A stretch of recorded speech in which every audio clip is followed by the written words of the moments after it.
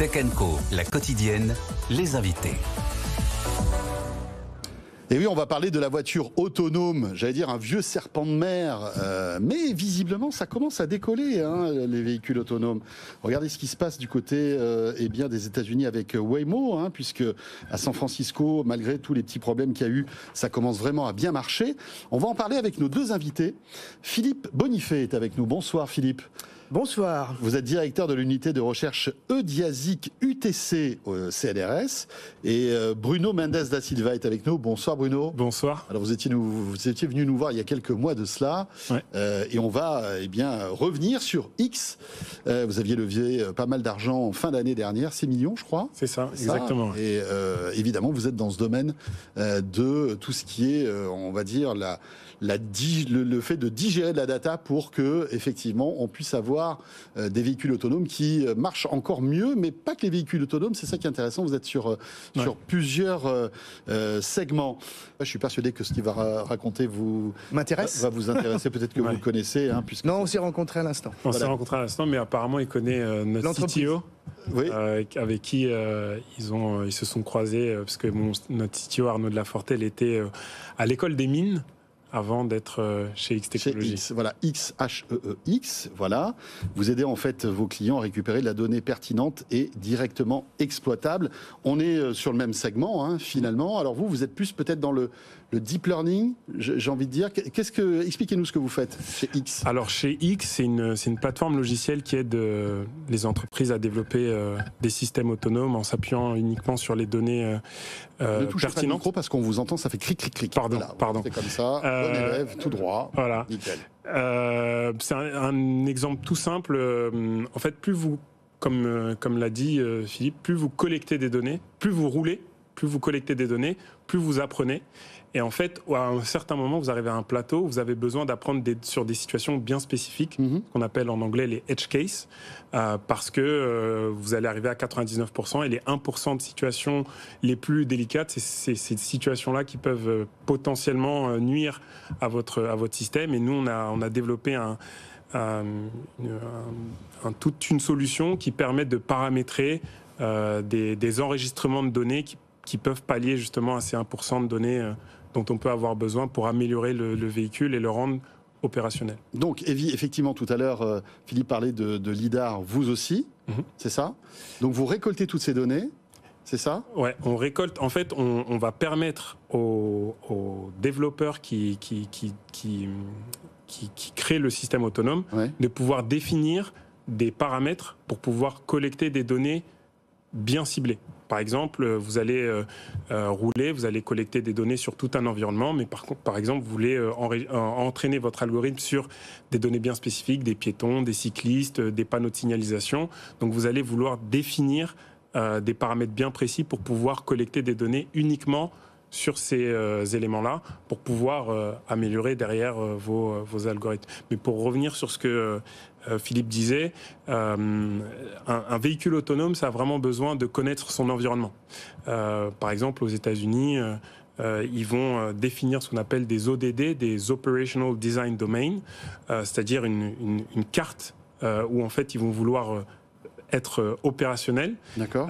Donc ils vont dire sur cette zone-là, on va collecter toutes les données, ensuite on va faire des tests dessus, et c'est sur cette zone-là que le véhicule va fonctionner. Une fois que vous sortez de cette zone-là, le véhicule, il va avoir beaucoup plus de mal à opérer. Oui, parce qu'il n'aura pas toute la data, en fait. Il n'aura pas appris, de toutes ces situations-là. Mais ce qui rend la chose encore plus compliquée, c'est ce qui arrive notamment aux acteurs américains, c'est que si vous apprenez sur une zone et qu'ensuite cette zone elle change, parce qu'on change la signalisation, qu'on change la chaussée, on fait des travaux, en fait vous avez appris sur une route, mais cette route-là, elle a changé. Donc en fait, quand vous allez repasser avec les mêmes algorithmes, la même connaissance, vous allez peut-être pas avoir les mêmes résultats.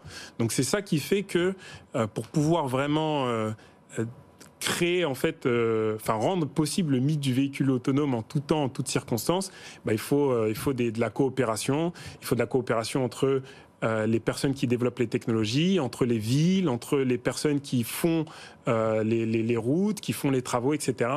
Parce que, par exemple, comme Apple l'a fait, j'ai 10 milliards à mettre sur la table, je prends des véhicules, je les fais rouler, mais quand la chaussée change, qu'est-ce qu'on fait? Oui, c'est ça. Oui, ces données deviennent obsolètes. Et voilà. Et du coup, si vous faites ça de manière, on va dire, unilatérale, parce que vous pensez que vous avez toute la force du monde, à un moment donné, vous avez un énorme écueil d'être bloqué par rapport à ce type de situation-là. Donc c'est vraiment important, et c'est ce qu'on arrive à faire aussi en France, les consortiums, les coopérations, où en fait on va faire réussir à travailler le privé, le public, l'universitaire, etc., etc. Donc je pense que on n'a pas la force du financement que les Américains ont, mais on a peut-être une méthode qui sur le long terme va peut-être plus fonctionner que simplement mettre des coups de billets, parce qu'on voit qu'avec Apple ou Cruise, ça fonctionne pas forcément. Et encore, de faire Apple a décidé d'arrêter son projet en plus. Exactement. En fait, 10 ans,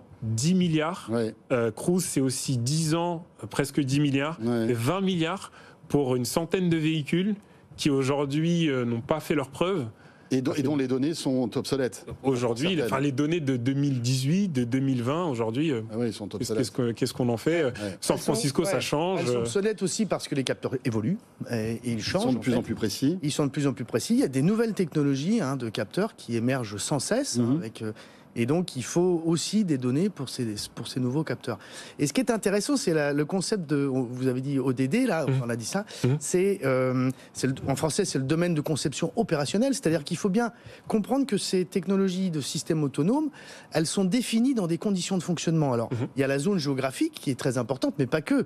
Il y a aussi les conditions météo, le fait que ça marche la nuit, le jour, et tout ces... Et la circulation, j'imagine aussi. Et la circulation, la vitesse à laquelle on peut rouler dans tels environnements.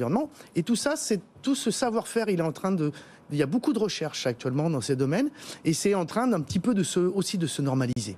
Il commence à y avoir un peu des standards qui émergent, parce que, c'est-à-dire que si on maîtrise pas ces environnements de fonctionnement, eh bien, on peut pas déployer des technologies autonomes, en fait. Finalement, on a parlé de Cruise, Apple qui arrête aussi. Le grand gagnant, c'est Waymo et Tesla. En matière de véhicules autonomes, on est d'accord? Waymo, je pense que la grosse différence qu'ils ont eu avec Cruise, par exemple, c'est qu'ils ont créé tout un écosystème. C'est-à-dire que Cruise, ils ont voulu faire une intégration complète de toute la chaîne de valeur. Ils ont voulu faire la voiture, l'application, l'expérience du passager, etc. Moi, j'ai eu une anecdote d'une personne qui travaillait chez Cruise qui m'a dit qu'ils avaient une équipe qui travaillait sur les appuis-têtes. C'est-à-dire que avec tous les problèmes qu'ils ont, qu'on peut avoir pour pouvoir faire en sorte qu'un véhicule roule, ils se penchaient sur des détails qu'ils auraient pu acheter chez un équipementier de rang 1 qui fait ça depuis... qui n'était pas prioritaire. Qui n'était pas prioritaire. Et c'est ce qui fait que ça change le focus. Mais par contre, Waymo, eux, ils ont créé tout un écosystème. Par exemple, sur l'application, ils se sont mis en partenariat avec Uber.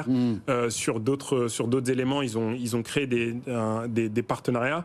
Et je pense que, en tout cas, d'un point de vue business model, c'est beaucoup plus viable de se concentrer, en tout cas, sur ce pourquoi, en fait, on a créé l'entreprise, plutôt que vouloir tout faire. Parce qu'on a de l'argent et in fine se faire retirer le permis parce qu'on a fait des bêtises. Donc je pense qu'il y a une vraie différence d'approche, de méthode, et que c'est pas avoir du financement, ça suffit pas. Ouais. Et en tout cas, Waymo est en train de réussir son pari à San Francisco, visiblement. Ouais, ils sont en train de réussir. C'est plutôt pas mal. Alors, rappelons ce que c'est des robotaxis. C'est vraiment cette démarche de robotaxi, mais le véhicule autonome, c'est pas que le robotaxi. Non, c'est clair. C'est le véhicule à usage privatif, c'est-à-dire l'automobile. L'automobile va avoir de plus en plus d'aide à la conduite. Et en fait, ça, c'est un domaine d'application des systèmes autonomes. Et puis, il y a toutes les navettes. On n'a pas parlé de Zoox aussi, qui développe des navettes. Et il pourrait y avoir plein de retombées, même dans le train autonome. Ça peut aller jusque-là, en fait. Top. Merci beaucoup à tous les deux. C'était passionnant. On aurait pu rester encore une vingtaine de minutes ensemble pour évoquer ce sujet vraiment très intéressant. Merci à Philippe Bonifay. Merci beaucoup. Directeur de l'unité de recherche EDIASI, QTC au CNRS. Et merci à Bruno Mendes da Silva, cofondateur de X. Merci d'être passé par le plateau de Tech & Co, Bruno.